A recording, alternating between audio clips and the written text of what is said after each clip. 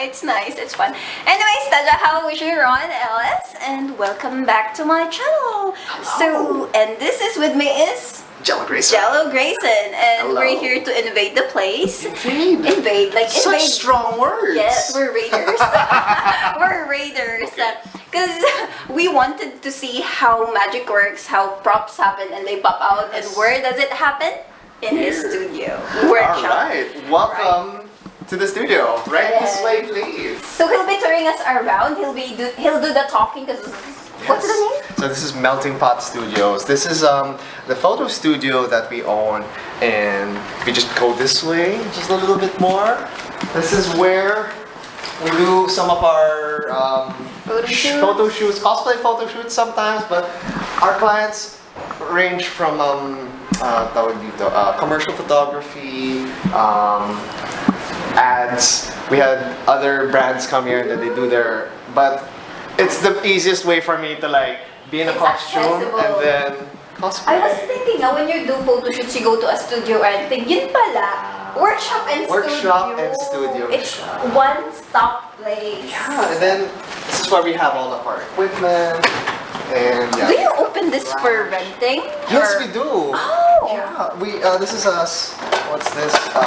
At least currently, this is 700 an hour rental of everything as well. Oh, so everything's included, even for this. Yes, yes. Guys, if you only have cameras, Yeah.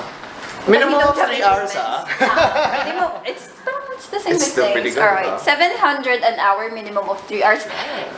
All things included. If you don't have lights, if you don't have anything else, it's all Yeah. prep for you. But- Nakakatipid ka rin. Exactly, but it's really like a self-service studio, more or Pero less. it's nice kasi hindi siya per piece. It's not. We have one studio in Baguio. It's the same rate, but you have to rent each per piece. Okay, It's yeah, the- so okay, that it's makes sense. charge. That makes sense. Pero this is like all in for the 700. Yes, that is correct. Wow. So, where do you want to go? The main workshop or the paint room? Oh, the paint Paint room! room I muna. want the paint Alright. room kasi it's Oh my already- god, it's the worst. So come into the kitchen and welcome to my paint room. Oh, it's actually, I thought you paint, you scrubs in one No, room. never. That's bad because look how dusty this place gets. So this is my airbrush. This is my Badger 105 Patriot. That's something that you can never take away from No, Jello. this is my favorite. And if you look behind you, Oh, what? this is what I mentioned. This is my 3D printed shelves. Oh, this one. And I mounted it on a piece of wood. Oh, okay. And this is how I organize my paints. But as you can see, my paints are all over the place. You were doing a project. Anyways, what I Yes. appreciate is you actually have ventilation. And the nice thing about this is that the wind that comes from the windows there, they all go out this way. So naturally, The flow of the flow air, is it this way. pushes talaga the food. yes. And then What's over this? here, some more storage. Ang lawak ng workshop niyo, Nasa-shock ako. So it's I haven't cleaned this place up yet, but this is where I store my paints. It's So primer kinda gray, my clears, my blacks, whites. Naubusan na pala ako ng whites. Silvers, reds, red tones, blue tones, greens. Yeah. This You is name still it. organized because it's like by colors. For me, I'm just gonna okay. Yeah. That's how I used to work, and then when I had to do this for a living, I really needed to organize. But yeah, so It this lessens the time of you finding things. I know, yeah, because I'm always in a hurry. But yeah, this is the This is the dirty Is workshop. this You know. Mona? Oh no, this is sucrose. Hey, Actually, is this yours? no, this is my partner's. This is sucrose's bottles. May paba. Yeah, this is the small Yeah. props. And then, yeah, I think the dry na yung paint, so we can remove the masking. Oh my gosh, dito yung unmasking. I love removing masks because it just feels good. It's like Christmas. Can I try it? Oh, yeah, you can. I'm taking careful. You can hold it here because like Alright. it's not extremely dry just I'm yet. taking away the fun from Jello. Oh no, it's okay. I have my own. See? Oh my god, I agree. Oh my Yes, god. this one naman is a blue bottle. Okay, so oh my gosh. Cool though. Ano nga eh. So this is one of the simple what do you call this? simple joys of Joys. painting things. Siguro you can like do this while contemplating a lot of stuff. Oh yeah, oh my gosh. my Also putting the masks on is also stressful. It's like that's a relaxing time for you. Well, yeah, that's... I mean, at least you're working while doing well, as long as something. I'm not in a hurry, okay lang. Okay. Yeah. What if kind of you were in a hurry and you have to do these things and I have to do something better than this? That's when I start getting another coffee. It looks pretty. Diba? And what I'm gonna do after this is I'm going to hand paint it pa, the other green part. details. And then I'm going to gloss the entire thing. One last top So gloss. for this pa, you really have to zoom in everything for you to see the details. No This is for a photo material. shoot. Oh, you have to remove. Is this removable? Yes, you have to remove that also. my gosh, I so- had to mask a lot. Masking took me like an hour to finish. What I do is I go to my workshop and then I use my tweezers. But Yeah, you I'm have not gonna nails. do that. Yeah, okay na, okay lang. Hindi kasi feeling ko baka pag nasira ko siya, I don't mind using my nails. It's Okay. just that pag ako nakasira, guys. Yeah, you'll have to pay for it. Yeah, that's exactly the thing. I don't want to pay for something. Magkano dilok Okay lang, I'll mo? put it on your tab. Magkano dilok mo? Which one? The great sword thing? Yeah. I'm not sure pa eh, because like, I haven't really costed that out yet kasi I need to learn how it really works. I'll figure it out muna. Yeah, I'll bring it with me na. Alright. Okay, next, look at blue and green. Blue and green. Alright. Right this way. And we go to our Workshop. the workshop itself. And Ta-da! I like the workshop. Okay, what do you do here? so I do magic. Plain and simple, it's magic here. Anyway, I mean, you do the cuttings here. no, I just What, you typically put your copy there? No, I just put all of my stuff there. Like all of my props here, all of the done projects they go here. Oh, so but do you have like phase 1, phase 2, and then I'm not that it's all over organized. the place.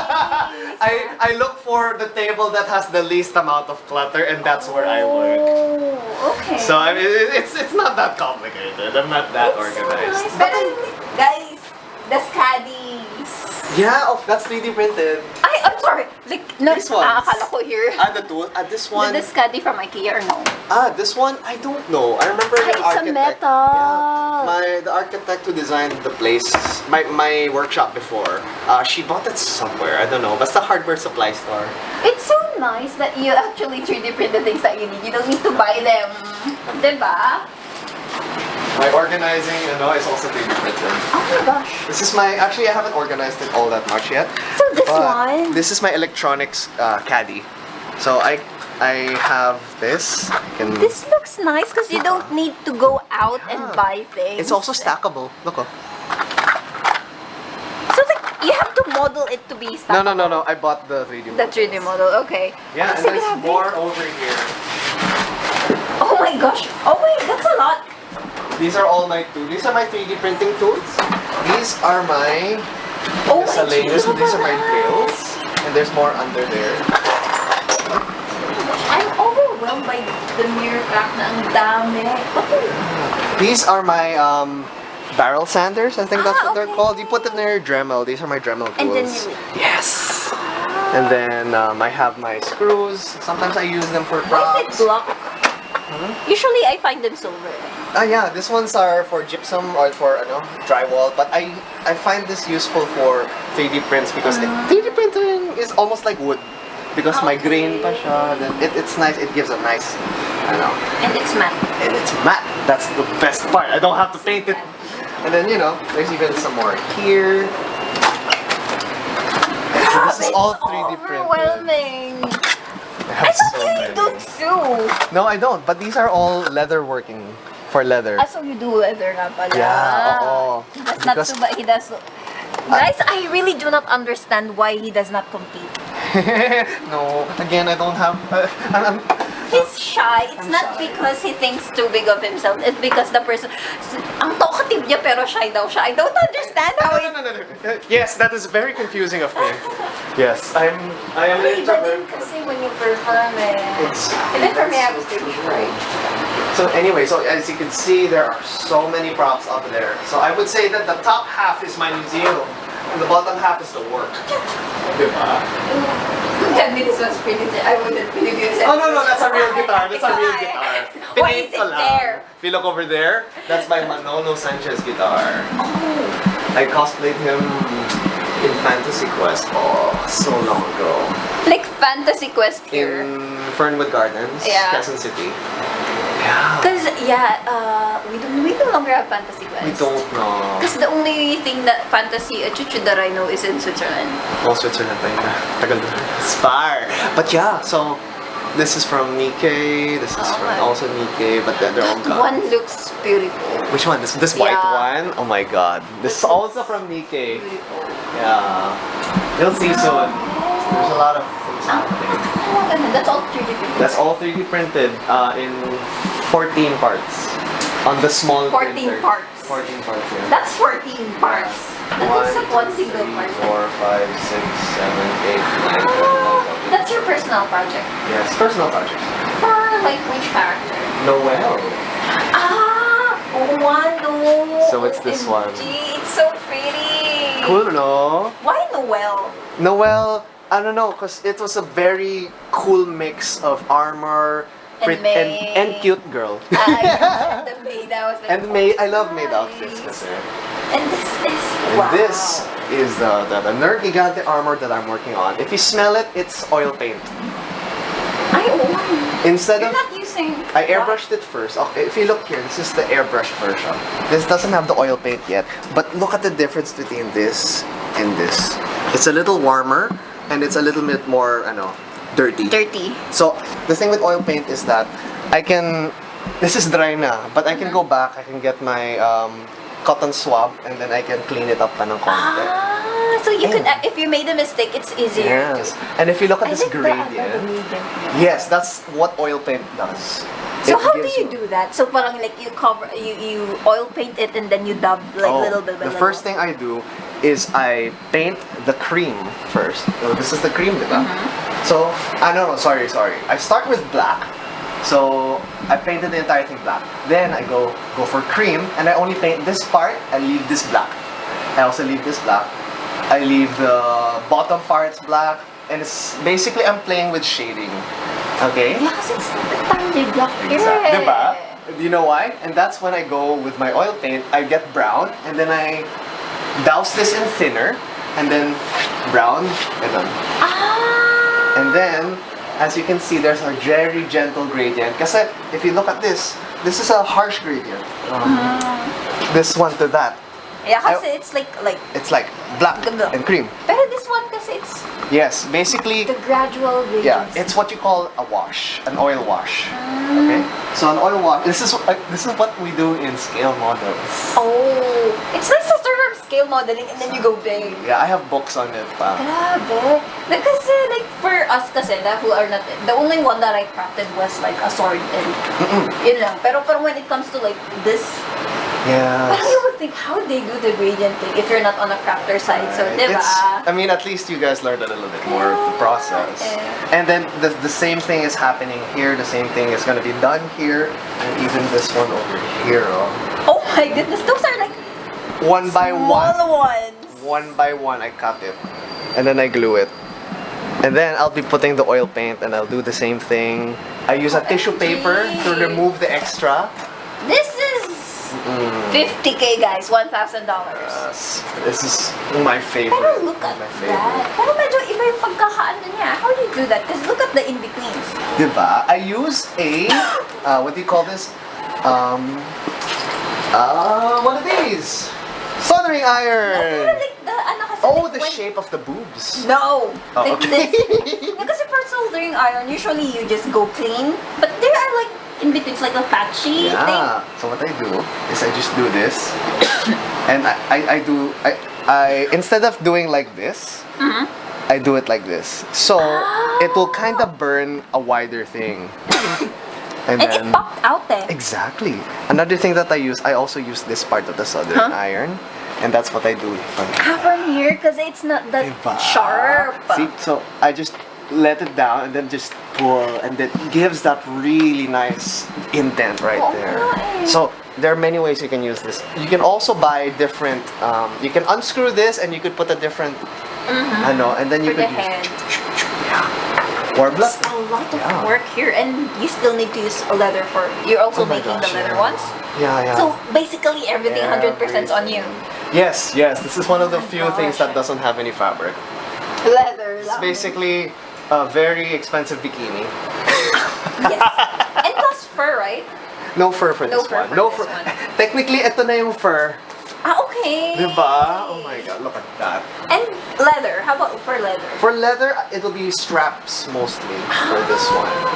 Yeah, and then I'm gonna make this a corset also. I'll be having a corset at the back, just like this one. And then I'll be hammering on the grommets. And then it's really all part and parcel of commissioning me a project this huge. Kaya nga, like how long was like the project? So far it's been a month and a half, I think. Yeah, around a month and a half for Together this. with other projects. Yeah, How together could with you other cram projects. everything on that? If I'm bored with one project, I go to the next. But that's the thing with me. I work on like 50 different things at the same time. Not really 50, huh? Pero it's just like an Like example. if I'm taking off the mask of the bottles, I'll be like, pagod na ako. Okay, I'll do It's this. too one. routinary. I've been doing. And then I'll go do the next one. And then everything just Multitasker. slowly Builds up. like goes up. And also like I'm 3D modeling. Okay, I'm done 3D modeling. The boys and the girl are going to print it. Girl. How would you know which one is a girl, which one's a boy? Fun fact. That is a boy. This one is an Annette 85, but I named her Janet. It's Annette. Annette. Alright. And then Emil, I don't have names for anyone else yet. Pero yun. So nice. I'm just so fascinated with this. You should make one for yourself. I was supposed to with my client. I was like telling my client, oh my god, I have to do the Valhazak armor because that was my dream. I was like, oh, let's go, let's shoot in March or February. I'm just like, Ang bilis ha. Okay, ikaw na lang muna. Susunod na lang ako. Susunod na lang ako. Andyan lang naman yun eh. So nice. Thank you. And there's still so much. Oh my G. Oh, Sorry. this is what I call John Cena. Kind of He has the look of John Cena. Especially if you have- molded. No, I got this from my friend who had to leave for my An sibling's friend. artist. Yes. Looks I like tried an to remember. artist would be using this one. Yeah. This is just basically my wig head. Ang mahal ng wig head. Man, very manly. So when I used to style my girl wigs here, it looked kind of funny. Oh nga eh. So, but she left for this Singapore and then she gave this to us. So I usually use this nice. for helmets, for I don't know. I like the logo. Oh, and this logo is hand painted by me. This is handmade? Yes. Okay. Pag malaya, akala ko this. But when it comes to like pictures. Parang vinyl, no? Oo. So I thought when you're like taking photos, ganun siya. No, I was like, Is this Lancelot? no, this one is Genji from Overwatch. Ay, the one that you This is said, my like, ang piece de sobrang resistance.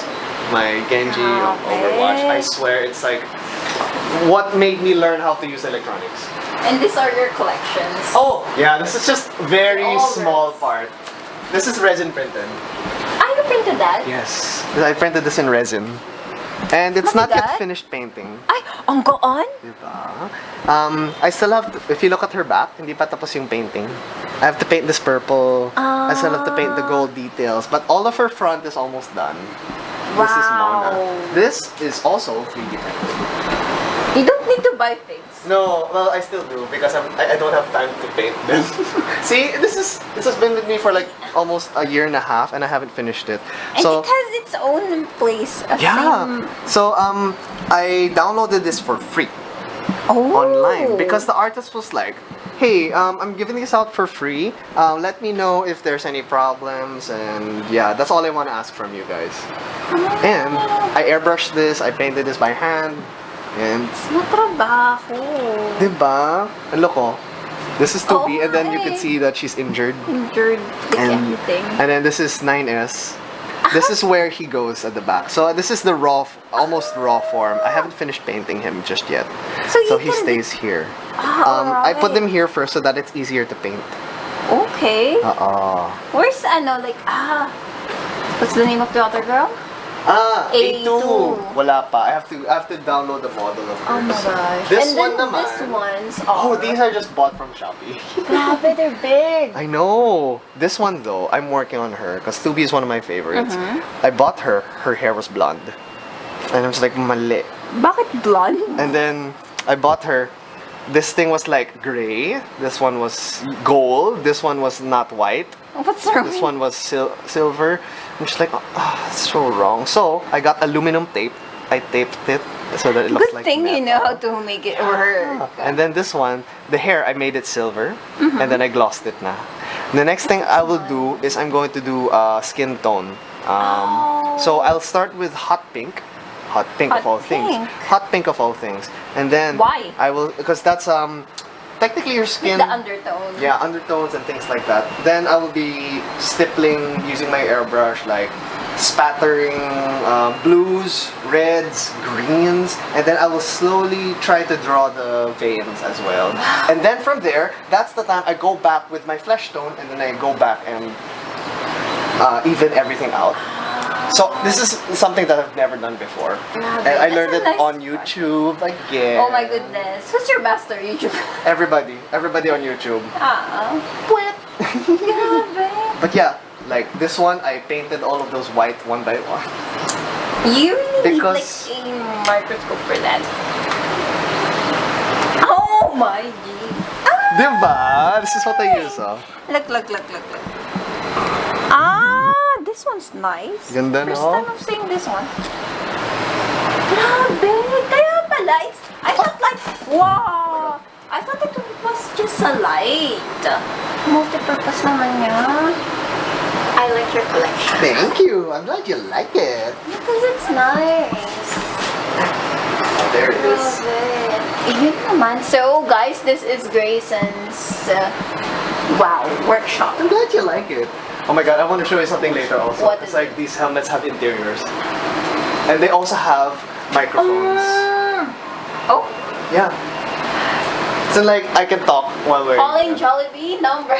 That's how it kind of sounds like, actually. Let me get it for you. Telecoms. Oh, wait, excuse me. Oh my I'll go. goodness, I can see more now. Oh my gosh, yeah. Because I have a WGS made kasi, pero it's rubber sheet. Oh, nice. Pero iba pa din kasi, especially if wow, it's heavy. Yes, that's one of my favorite characters. 3D printed. 3D printed. I bought I downloaded it for free, the file. I like how it looks dirty, but it's Yes, it's painted still white. dirty. Yeah, exactly. It's painted dirty, guys. It's not dusty. It's Look inside. painted. Kaya nga, wow. How'd you do this? 3D printing. And And I can you also, put it there? you know what Can this I put is? it on my head? Yeah, you can try. Hope it fits. I have a Let's very try. small head. It fits! Oh my god. Teka lang. Where's my microphone? Oh Kaya my sabi ko gosh. parang parang we have the same build. Yeah, we have the same build. Oo, small. Sakto Small na tayo. figures. Yes, and there is Mga frustrated na small ang in-order na costume. Yeah, large ka na in-order ko. Pero hindi Why? large yung bottom ko. Ito large yun. I know. If I get medium, it's too small. Oh no, I don't know where my microphone is. How do they order? Yeah, it does. Echo, it's okay. Hindi, McDo. McDo daw. Yeah, I'm a Macdo person too. I had lunch. What's your lunch? Yeah, I had lunch at 4 o'clock. But yeah, that's one of them. I also have another one here. Nice.